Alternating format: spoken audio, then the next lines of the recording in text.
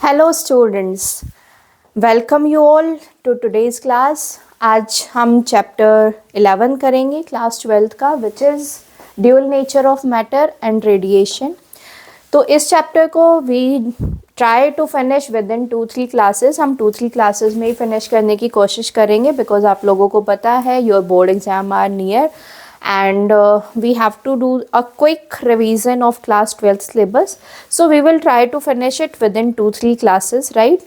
And इस chapter पे based PYQs हम करेंगे और based on each and every concept, और जो भी हमारे CBSE बोर्ड के ओल्ड क्वेश्चंस रहे हैं उनको भी हम यहाँ पे सोल्व करेंगे, right? So I will try कि मैं बहुत ईजी लैंग्वेज में आपको इसको एक्सप्लेन करूँ, so that you can get each and every point of this very chapter.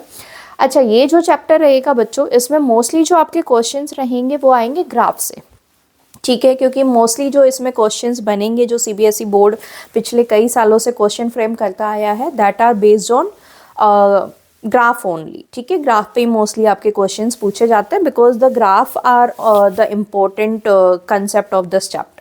Okay, so starting with, as the name suggest, dual nature of matter and radiation. तो dual का मतलब है दोहरा nature, है ना? तो क्या दोहरा नेचर है? देखो, ये देखा गया कि रेडिएशंस या लाइट हम जिसे बोलते हैं उसका ड्यूल नेचर है। ड्यूल नेचर मीन्स उसके अंदर वो पार्टिकल की तरह भी बिहेव कर रही है और वो वेव की तरह भी बिहेव कर रही है, राइट? कुछ फिनोमिनाज ऐसे हैं जो हमारे सामने आए, जिनको हमने स्टडी किया, where the light is behaving as a particle, like Compton effect, photo electric effect.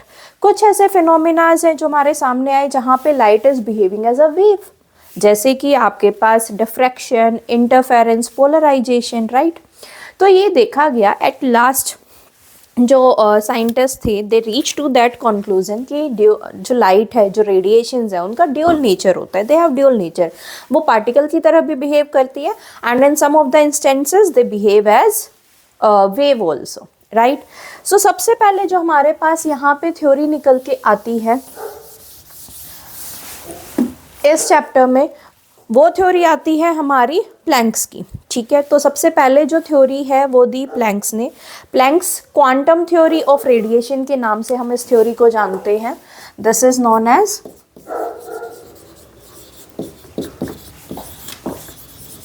Planks quantum theory of radiations.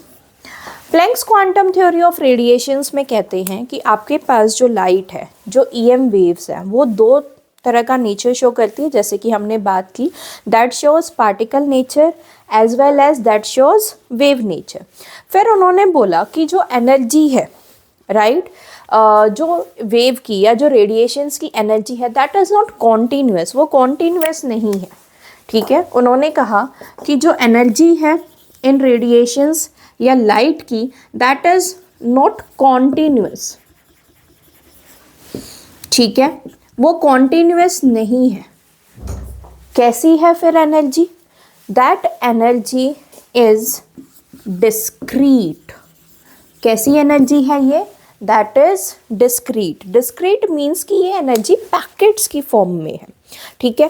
Continuity में एमिट नहीं हो रही, पैकेट्स की फॉर्म में एमिट होती है, and these packets they are known as quanta. और इन पैकेट्स को उन्होंने क्या नाम दिया? क्वांटा को, ठीक है? जैसे हम लाइट में कहते हैं कि जो पार्टिकल है दैट इज फोटोन्स, तो जब फोटोन्स का ग्रुप हम क्रिएट करते हैं, that group of photons is called quanta.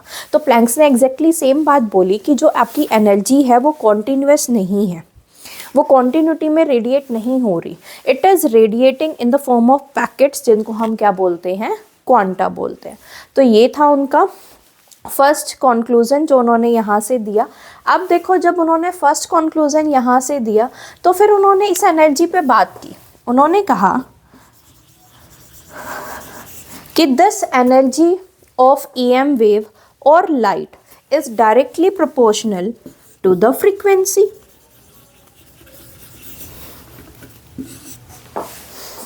Ignore my hand writing, ठीक है? हैंड राइटिंग जैसी भी है, but trust me, concept A+ ही रहेंगे। ओके, सो उन्होंने कहा कि एनर्जी जो है that is directly proportional to frequency, energy जो है वो डायरेक्टली प्रोपोर्शनल है फ्रीक्वेंसी के। इसका मतलब क्या हुआ कि जो लाइट जो एनर्जी रेडिएट कर रही है वो एनर्जी डायरेक्टली प्रोपोर्शनल होती है उसकी फ्रीक्वेंसी के, ठीक है। एंड यू नो जब प्रोपोर्शनलिटी का साइन हटा के हम इक्वल टू का साइन पुट करेंगे तो हमें कोई कांस्टेंट रखना पड़ेगा, and as this is concluded by Planck, तो यहाँ पे जो कांस्टेंट रखा जाता है उसको प्लैंक्स कांस्टेंट ही बोला जाता है, ठीक है। तो यहाँ से मेरे पास आया कि जो एनर्जी है h is my Planck's constant and nu is frequency. तो यहाँ से मेरे पास रिलेशन आया कि E is equals to h nu, ठीक है। E हमारा किसके इक्वल होता है, h न्यू के इक्वल होता है। आई होप यहाँ तक आपको पूरी बात समझ आई होगी। अगर मैं समराइज़ करूँ तो कहने का मतलब है कि ये देखा गया जो EM रेडिएशंस है, जो लाइट है उसका ड्यूल नेचर होता है, पार्टिकल नेचर भी है और वेव नेचर भी है, ठीक है। और जो एनर्जी है इन रेडिएशंस की वो कॉन्टिन्यूस नहीं होती, वो कैसी होती है, डिस्क्रीट होती है। It is in the form of packets and these packets are known as quanta. इनको क्या बोला गया है, क्वांटा बोला गया है। फिर उन्होंने कहा कि जो एनर्जी है that is directly proportional to the frequency, energy is directly proportional to frequency. If you remove this proportionality sign तो यहाँ पे किसका साइन आएगा, equal to का, equal to साइन आ रहा है तो you have to put a constant, यहाँ पे हमने रखा Planck's constant h into में nu. Now the value of this Planck's constant h is, इस प्लैंक्स कांस्टेंट h की वैल्यू कितनी है, 6.64 इंटू 10 की पावर माइनस 34 जूल सेकेंड, ठीक है। इस प्लैंक्स कांस्टेंट की वैल्यू कितनी है आपकी 6.64 इंटू 10 की पावर माइनस 34 जूल सेकेंड। अब देखो ये वैल्यू तो ठीक है, that comes out experimentally, but from where this unit has come, ये यूनिट कहाँ से आई, जूल सेकेंड। तो देखो आपके पास जो एनर्जी है that is equals to h nu, ठीक है। यानी कि आपके पास अगर आप h की वैल्यू निकालना चाहो यहाँ से तो h इस equation, let us name this equation 1, तो यहाँ से h किसके इक्वल आएगा, h will comes out to be E divided by nu. Now आपको पता है एनर्जी की यूनिट क्या होती है, joule, and what is the unit for this, frequency. Frequency की यूनिट होती है 1/सेकेंड, क्योंकि frequency is inversely proportional to time, exactly, और टाइम की एसआई यूनिट होती है सेकेंड। तो अगर फ्रीक्वेंसी इनवर्सली प्रोपोर्शनल है टाइम के तो फ्रीक्वेंसी की यूनिट आई 1/सेकेंड।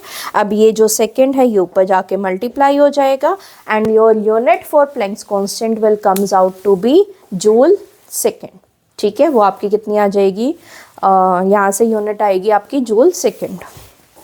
ओके, सो ये बात हुई प्लैंक्स की। समराइज अगर हम करें तो प्लैंक्स ने कहा कि जो एनर्जी है वो कॉन्टिन्यूस ना होकर डिस्क्रीट फॉर्म में होती है, एनर्जी जो है वो डायरेक्टली प्रोपोर्शनल होगी फ्रीक्वेंसी के उस लाइट या EM रेडिएशंस की, ठीक है। यहाँ से हमारे पास आया E equals to h nu, h यहाँ पे मेरा प्लैंक्स कांस्टेंट है जिसकी वैल्यू आपके पास लिखी हुई है, ठीक है। तो ये मेरे पास फॉर्मूला आ गया यहाँ से E equals to h nu. अगर आप इसको वेवलेंथ की फॉर्म में लिखना चाहें, see this formula is very important क्योंकि यहाँ से आपके न्यूमेरिकल जो है वो सॉल्व होंगे, ठीक है। अब एक और फॉर्मूला बनता है मेरे पास वेवलेंथ के रिस्पेक्टिव में। तो वेवलेंथ के रिस्पेक्ट में हम इसको कैसे लिख सकते हैं, as we know that mu is directly proportional to wavelength. हमें पता है कि न्यू जो है वो डायरेक्टली प्रोपोर्शनल होता है किसकी, वेवलेंथ के। अगर हम प्रोपोर्शनलिटी का साइन हटाते हैं तो हमें पता है कांस्टेंट आता है c, where c is the speed of light in vacuum, ठीक है। अगर मैं ये रिलेशन यूज़ करूं एंड I put it in equation first, इस रिलेशन को अगर मैं इक्वेशन फर्स्ट में रखूं तो मेरे पास जो E की वैल्यू है वो मेरे पास आ जाएगी hc/λ।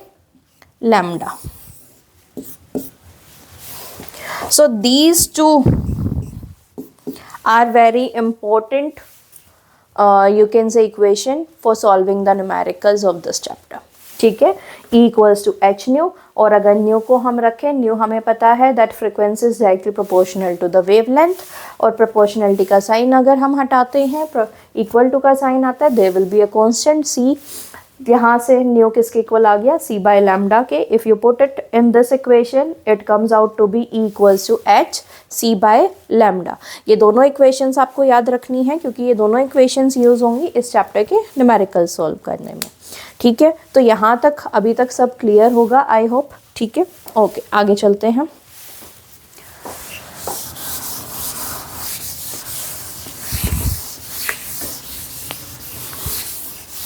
तो बेसिकली अब हम यहाँ पे बात कर रहे हैं ड्यूल नेचर की। ड्यूल नेचर में हम वेव थ्योरी ऑलरेडी पढ़ के आ चुके हैं। ठीक है, हमने वेव ऑप्टिक्स पढ़ी, तो वेव थ्योरी हम ऑलरेडी पढ़ के आ चुके हैं। अब हम यहाँ पे बात करेंगे मोस्टली पार्टिकल नेचर की वेव के। ठीक है, और पार्टिकल नेचर में भी हम यहाँ पे स्पेसिफिकली बात करेंगे फोटो इलेक्ट्रिक इफेक्ट की। ठीक है, तो the next very important topic is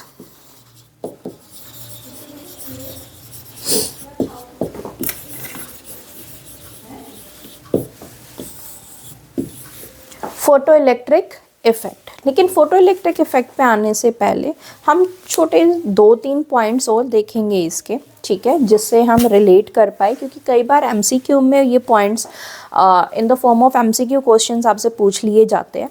तो हम करेंगे सबसे पहले यहाँ पे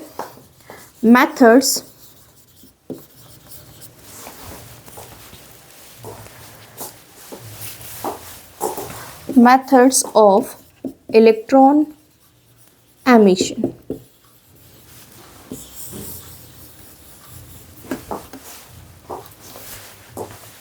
जो अभी हमने बात की कि जो लाइट है या जो रेडिएशंस हैं उनका ड्यूल नेचर होता है, पार्टिकल नेचर होता है।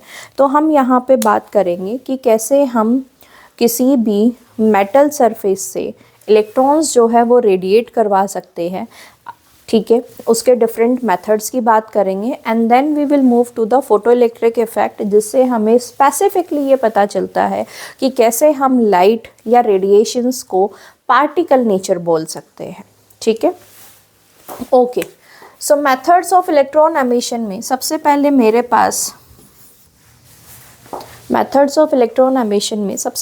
पास जो मेथड आ रहा है that is thermionic emission.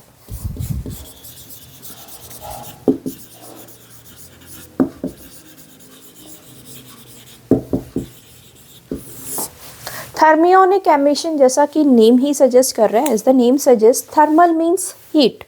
So whenever a optimum amount of heat is given to the metal, obviously the electron they will start vibrating at a higher speed, and if you goes on increasing that heat energy, so a time will come when these electron they leave the metal surface, वो metal surface को छोड़ देंगे और बाहर आ जाएंगे, क्योंकि जो heat energy उनको दी गई है तो उनसे उनकी kinetic energy increase हो जाएगी।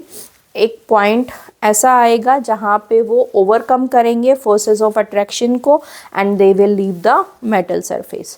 सो जहाँ पे हीट एनर्जी प्रोवाइड करने से इलेक्ट्रॉन इजेक्ट हो रहे हैं, when due to optimum heat energy the electrons ejected from the metal surface, then this phenomena is called thermionic emission। तो इस phenomena को हम क्या बोलते हैं, thermionic emission बोलते हैं। Now my second type is field emission।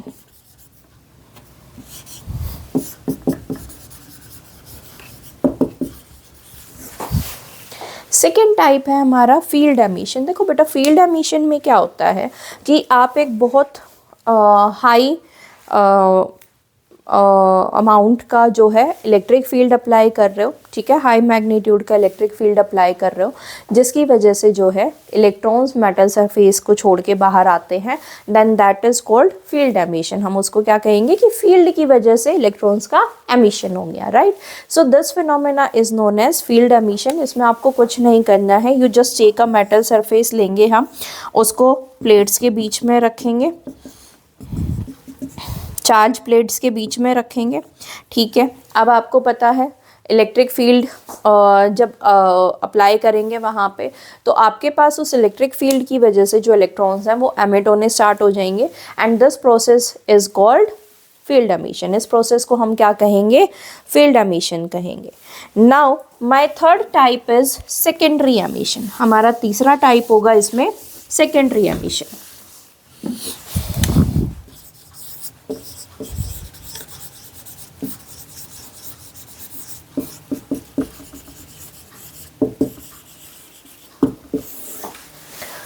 Okay, secondary emission, नाम से ही पता चल रहा है कि दूसरी बार जो एमिशन हो।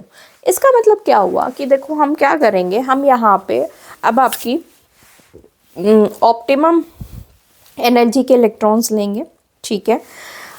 एक ऑप्टिमम एनर्जी के इलेक्ट्रॉन्स को बॉम्बार्ड करवाया जाएगा मेटल के सरफेस पे, यानी कि उसको बहुत हाई स्पीड में उन इलेक्ट्रॉन्स को हिट किया जाएगा मेटल सरफेस से। और क्योंकि जब वो इलेक्ट्रॉन्स हाई स्पीड में कोलाइड करेंगे उस मेटल के इलेक्ट्रॉन्स के साथ, तो वो अपनी एनर्जी किसको शेयर करेंगे? मेटल के इलेक्ट्रॉन्स को। And due to this energy when the metal electrons they start emitting, that is known as secondary emission। कि प्राइमरी एमिशन तो वो था जो हमने हाई स्पीड इलेक्ट्रॉन्स लिए and we have bombarded it on the metal surface, और उसको हमने किस पे डाला? मेटल सरफेस पे डाला। अब उन हाई स्पीड इलेक्ट्रॉन्स की वजह से जब उस मेटल के अंदर से इलेक्ट्रॉन्स इजेक्ट हुए तो हमने उस फिनोमिना को we called it secondary emission. हमने उसको क्या बोला? सेकेंडरी एमिशन बोला, right. Now the fourth and the important one जो हमें इस चैप्टर में आगे कैरी फॉरवर्ड करना है, that is photo electric emission, ठीक है। Fourth is photo electric emission. देखो बेटा, नाम से ही पता चल रहा है, फोटो मीन्स लाइट। अभी हमने बात की थी ना कि लाइट के अंदर कौन से पार्टिकल्स होते हैं? लाइट के अंदर होते हैं फोटोन्स। तो वहीं से ये आपका नाम आया है फोटो इलेक्ट्रिक एमिशन। तो फोटो इलेक्ट्रिक एमिशन में हम क्या कर रहे हैं कि we have taken optimum frequency of light. हमने एक फ्रिक्वेंसी ली, लाइट ली, एक ऑप्टिमम फ्रिक्वेंसी की। We have illuminated that light on of that optimum frequency on the metal surface। और उस फ्रिक्वेंसी की लाइट से जब उस मेटल सरफेस के अंदर से इलेक्ट्रॉन्स एमिट होने स्टार्ट हो गए, then this phenomena is called photo electric emission. तो हमने इस फिनोमिना को क्या बोला? हमने इसको बोला फोटो इलेक्ट्रिक एमिशन, ठीक है। हमने क्या किया? मेटल सरफेस लिया, उस पर एक ऑप्टिमम फ्रिक्वेंसी की लाइट जो है रेडिएट करवाई, और वहाँ से जब ये इलेक्ट्रॉन्स इजेक्ट आउट होने स्टार्ट हो गए तो इस फिनोमिना को, दिस फिनोमिना हमने बोला इसको photo electric emission. I hope boring नहीं हो रहा है, क्योंकि I am just trying to make it very simple. बहुत सिंपल बना रही हूँ मैं आप लोगों के लिए, ठीक है। अगर कहीं पे भी आपको डाउट लगे so you can ask me in the comments, ठीक है। आप मुझे कमेंट्स में पूछ सकते हो, okay. So this we have to carry, इस पूरे चैप्टर में हमें फोटो इलेक्ट्रिक एमिशन पढ़ना है, उसकी अलग अलग कैरेक्टरिस्टिक्स और उसके अलग अलग ग्राफ पढ़ेंगे हम यहाँ पे, ठीक है। तो हम क्या कह सकते हैं? फोटो इलेक्ट्रिक एमिशन जो है that is a emission when optimum frequency of light hits the metal surface and it is able to eject out the electron, then this process is called photoelectric emission। अब ये photoelectric effect जो है hertz ने बताया हमें, उन्होंने conclude किया था, ठीक है। तो उन्होंने हमें क्या बताया कि जब भी एक ऑप्टिमम फ्रिक्वेंसी की लाइट मेटल सरफेस पे डाली जाती है तभी इलेक्ट्रॉन्स इजेक्ट होंगे। अगर आप जो फ्रिक्वेंसी रिक्वायर्ड है लाइट की, उससे कम फ्रिक्वेंसी की लाइट उस मेटल सरफेस पे रेडिएट करेंगे, then that light will not be able to eject out the electrons, ठीक है। उस लाइट से इलेक्ट्रॉन्स इजेक्ट नहीं होंगे। यानी कि हर एक मेटल की अपनी एक डिफरेंट फ्रिक्वेंसी है, ध्यान से सुनिएगा, हर एक मेटल की अपनी एक डिफरेंट फ्रिक्वेंसी ऑफ लाइट है जिस पे वो इलेक्ट्रॉन्स इजेक्ट करता है, ठीक है। इसका मतलब हर एक मेटल पे सेम लाइट काम नहीं करती। फर्स्ट थिंग, हर एक मेटल पे सेम लाइट काम नहीं करती, ठीक है।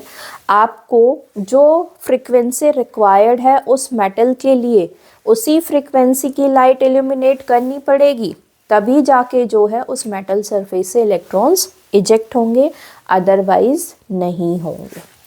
तो क्या मैं ये कह सकती हूँ बच्चों कि इसका मतलब हर एक मेटल को एक मिनिमम फ्रीक्वेंसी ऑफ लाइट चाहिए, है ना। इसका मतलब हर एक मेटल को एक मिनिमम फ्रीक्वेंसी ऑफ लाइट चाहिए जहाँ पे वो इलेक्ट्रॉन्स इजेक्ट करेगा, and this minimum frequency of light where the metal will start ejecting electrons from the surface, this is called threshold frequency। क्या बोलते हैं इसको? Threshold frequency. यानी कि थ्रेशहोल्ड फ्रीक्वेंसी वो फ्रीक्वेंसी है जिससे नीचे की फ्रीक्वेंसी की लाइट अगर आप उस मेटल सरफेस पे डालेंगे तो वो इलेक्ट्रॉन्स इजेक्ट नहीं करेगा।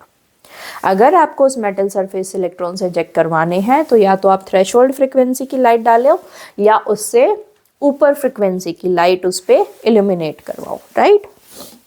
तो हम इसको लिख लेते हैं, what is threshold frequency.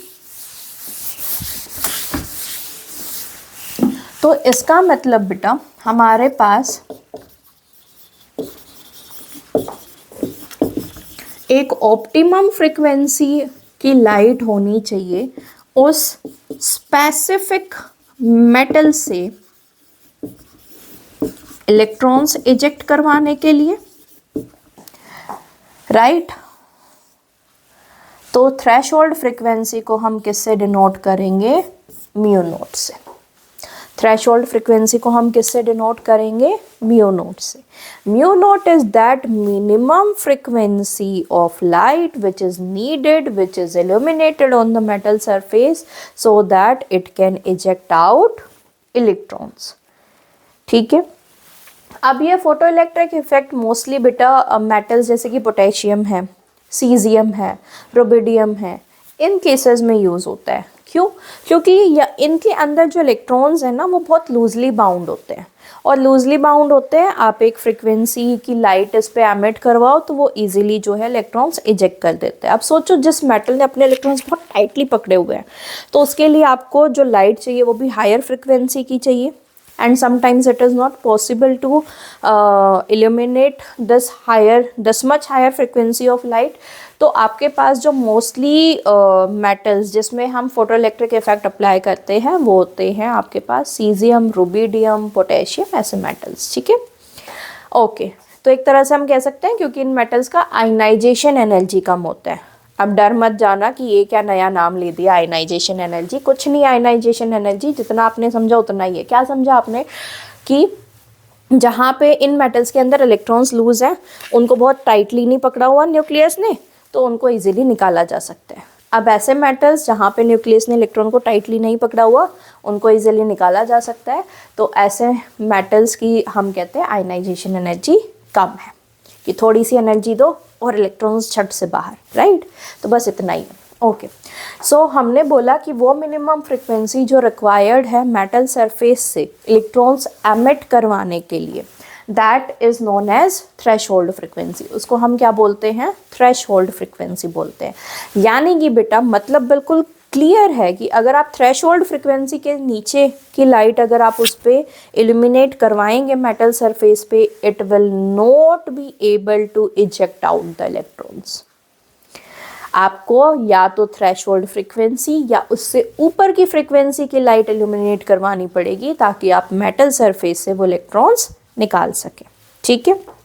Okay, now अब हम इसको मैथमेटिकली देख लेते हैं, ठीक है। तो हम इसको मैथमेटिकली कैसे लिख सकते हैं? देखो,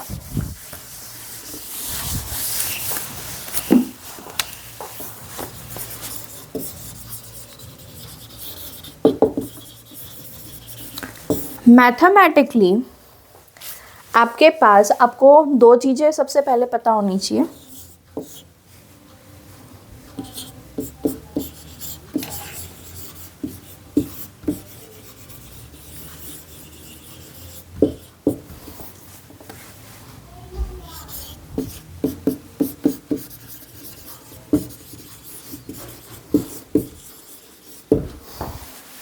अब तुम सोचोगे मैडम थ्रेशोल्ड फ्रिक्वेंसी तो ठीक था, आपने बताया था, but what is this work function now, है ना। कुछ नहीं है बेटा, देखो जब भी अब मेटल सरफेस से अगर हम इलेक्ट्रॉन्स इजेक्ट कर रहे हैं तो obviously we are doing some work, काम तो हमें करना ही पड़ रहा है ना, है ना।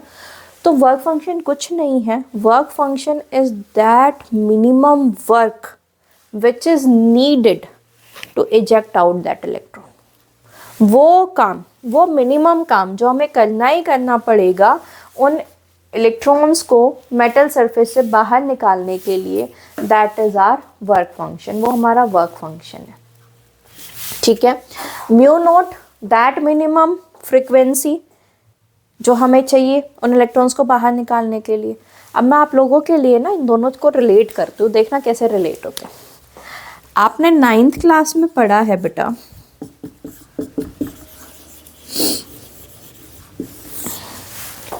वर्क किसके इक्वल होता है, एनर्जी के इक्वल होता है ना। 9th में हमने बहुत अच्छे से पढ़ा है कि हर तरह की एनर्जी जो है वो किसके इक्वल होती है, वर्क डन की इक्वल होती है, ठीक है। अब यहाँ पे देखो बेटा, आपने लिखा वर्क फंक्शन, फाई नोट मेरा वर्क फंक्शन है। अगर म्यू नोट मेरे पास उस लाइट की या उस रेडिएशन की एनर्जी फ्रिक्वेंसी है, थ्रेशोल्ड फ्रिक्वेंसी, तो उसकी एनर्जी कितनी होगी, हमने स्टार्टिंग में लिखी थी, ई किसके इक्वल था, एच न्यू के। लेकिन न्यू यहाँ पे हमें कितना चाहिए, न्यू नोट के बराबर चाहिए, थ्रेशोल्ड फ्रिक्वेंसी के बराबर। तो मैं यहाँ पे एनर्जी को किसके इक्वल लिख सकती हूँ, एच मेरा प्लैंक्स कांस्टेंट, न्यू नोट। तो देखो मैंने आपके लिए रिलेट कर दिया, कुछ नहीं है, जो मेरा वर्क होगा वो मेरे एनर्जी के इक्वल होगा, इसका मतलब जो मेरा वर्क फंक्शन है वो किसके इक्वल हो जाएगा, एच न्यू नोट के। इतनी सी बात समझ आई। अब आगे देखो बेटा हमारे पास क्या होगा, हमारे पास है, हमने कहा कि टोटल अमाउंट ऑफ जो हमने एनर्जी दी, फॉर एग्जाम्पल मैंने एक लाइट एमिट करवाई मेटल सरफेस पे जिसकी फ्रिक्वेंसी थी म्यू, तो उसकी एनर्जी कितनी हो गई, यहाँ से एच न्यू के बराबर हो गई, राइट।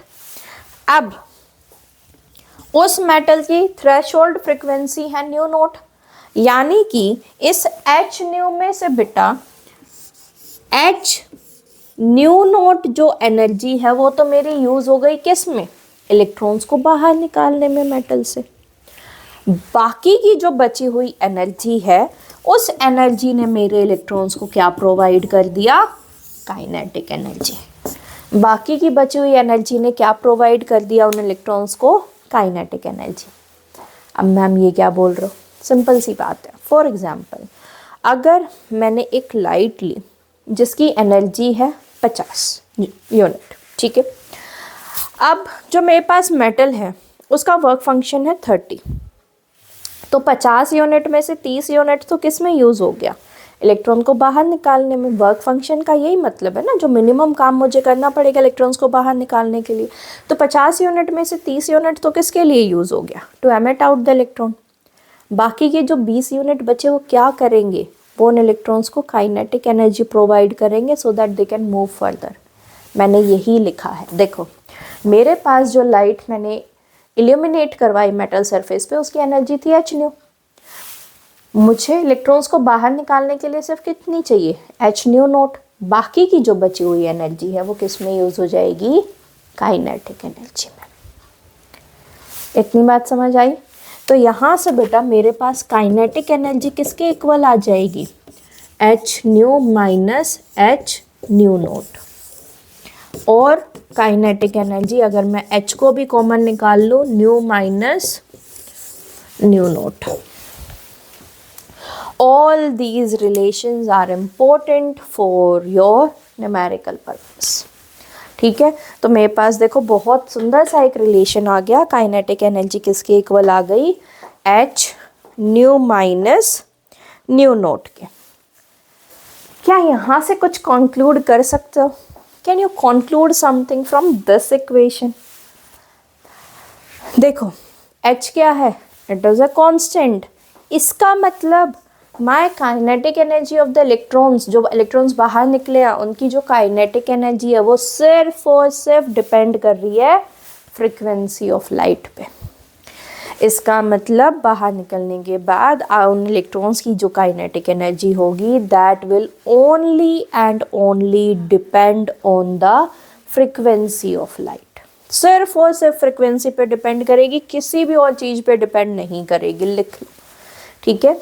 इस पे एमसीक्यू भी आ सकते हैं आपके, और इस पे ग्राफ क्वेश्चंस तो मैंने जैसे स्टार्टिंग में ही बताया कि काफ़ी सारे ग्राफिकल क्वेश्चंस तो इस पे पूछे ही जाते हैं। तो अब हम इसका ग्राफ देखेंगे। एक बार एनर्जी देख लो, सॉरी इक्वेशंस देख लो एक बार सारी, और फिर हम इसका ग्राफ देखते हैं।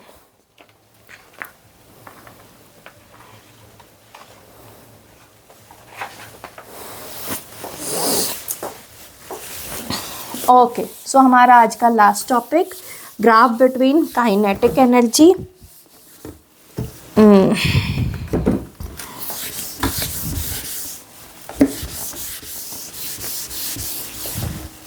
नीचे की इक्वेशन रहने देते हो क्योंकि मुझे ग्राफ में यूज़ करनी है। अब हम ग्राफ बना रहे हैं graph between kinetic energy and frequency. अगर अब हम ग्राफ बनाएं काइनेटिक एनर्जी और फ्रीक्वेंसी में तो मेरा ग्राफ कैसा बनेगा वो हम यहाँ पे देख लेते हैं। देखो आपके पास जो लास्ट में इक्वेशन लिखी हुई है बेटा, इस इक्वेशन को ज़रा कंपेयर करो। मैम कैसे कंपेयर करें इसको? बच्चे कंपेयर करो आप ज़रा। क्या मैं इसको ऐसे लिख सकते हो, minus H mu naught plus H का mu. Now compare it with straight line equation।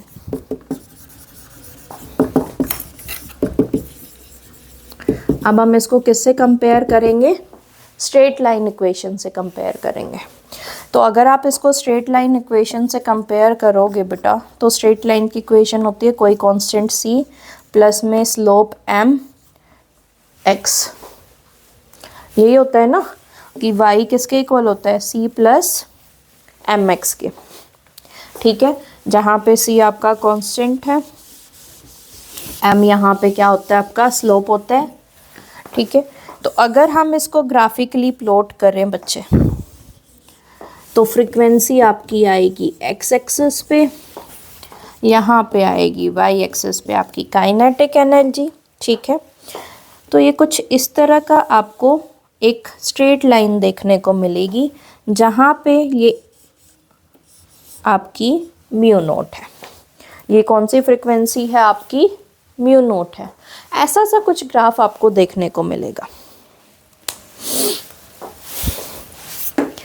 अब देखो कि मैम ये स्ट्रेट लाइन तो ठीक है कि स्ट्रेट लाइन से कंपेयर हो रहे थे तो भाई स्ट्रेट लाइन आनी थी, लेकिन ये स्टार्ट यहाँ से क्यों हुई है? स्टार्ट यहाँ से इसलिए हुई है बेटा क्योंकि हमने पहले ही बात की कि जब तक उस मेटल सरफेस पे ऑप्टिमम फ्रीक्वेंसी की आप लाइट इंसिडेंट नहीं करोगे कोई एमिशन नहीं होगा। तो जब तक आपकी फ्रीक्वेंसी थ्रेशहोल्ड फ्रीक्वेंसी के बराबर नहीं हो गई तब तक कोई भी एमिशन नहीं हुआ। जैसे ही लाइट की फ्रीक्वेंसी थ्रेशहोल्ड फ्रीक्वेंसी के बराबर हुई, एमिशन स्टार्ट हुआ, and as this is equivalent to straight line, तो वहाँ से हमें क्या मिली? एक स्ट्रेट लाइन मिली, ठीक है। तो ये हमारा ग्राफ बनेगा। अब कुछ बुक्स में पता है क्या कर देते हैं, कुछ बुक्स में आपका ऐसे भी शो कर रखा होगा, सॉरी कुछ बुक्स में आपका ऐसे भी शो कर रखा होगा, और यहाँ पे लिखा हुआ होगा माइनस एच, ठीक है। यहाँ पे ये है ना माइनस एच म्यू नोट करके आपका ये इंटरसेप्ट दिया हुआ होगा। तो देखो बेटा अगर आप ये नहीं भी शो करोगे तो भी चलेगा क्योंकि काइनेटिक एनर्जी कभी नेगेटिव नहीं हो सकती है ना, ये चीज़ ध्यान रखना। तभी आपकी बुक्स में आप देखोगे इसको डॉटेड लाइन से ही शो कर रखा होगा, सॉलिड लाइन से कभी नहीं शो होगा क्योंकि kinetic energy can never be negative. तो अगर आप ये इंटरसेक्ट कहाँ कर रहे हैं नहीं भी शो करोगे देन इट इज़ फाइन, ठीक है। आई होप यहाँ तक आज आपको क्लियर होगा। नेक्स्ट क्लास में हम कुछ PYQs करेंगे इसी टॉपिक पे और फर्दर कंटिन्यू करेंगे टॉपिक को, ठीक है। So please like share and subscribe ताकि ज़्यादा से ज़्यादा इजी लैंग्वेज में जो है कंटेंट आप लोगों को मिलता रहे। And yes students, I will definitely upload my hand written notes also, that will also be very beneficial for you. Thank you.